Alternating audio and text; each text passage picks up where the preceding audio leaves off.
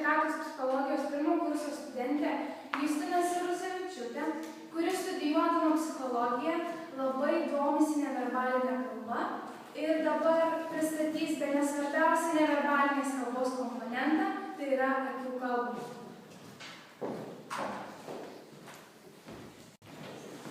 Labą dieną.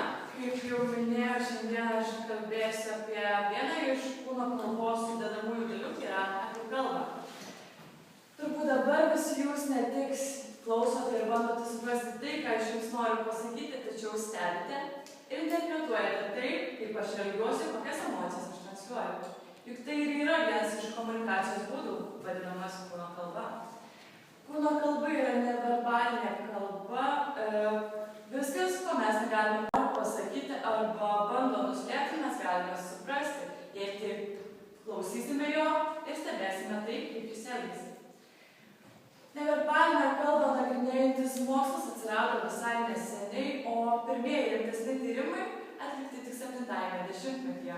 Pastaraisiais dešimtmečiais nežodinė kalba susilaukė daugelio pasaulio šalių mokslininkų dėmesio, juk tai yra kalba, kuri gali susikalbėti žmonės iš skirtingų pasaulio šalių.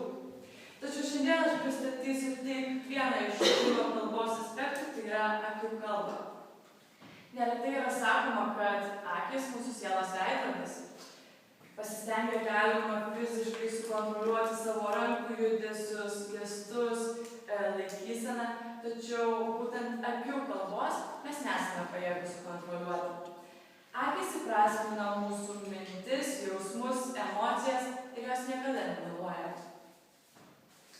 Žvilgsnis gali būti tik žiūrėjimas kitam į akis, tačiau jis gali būti ir abipusis, kitaip vadinamas akių kalba. Ištirta, jog pokalbiuose pašnekovai skiria apie 30% akių kontaktui. Dažniausiai žvilgsnis yra nukreiptas į kalbantįjį, o tuo tarpu kalbantysis akių kontaktas su pašnekovu užmezga daug rečiau. Taip pat Oksfordo universitete atlikti tyrimai parodė, jog moterys linkę dažniau užmegzti akių kontaktą nei vyrai, o ekstravertai daugiau kontaktuoja akimis nei introvertai. Kartais žmogaus akys gali pasakyti daugiau nei pasako žodžiai.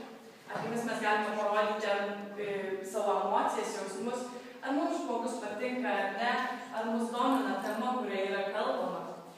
Visą tai, ką mes jaučiame, išgyvename, galime perskaityti iš mūsų akių.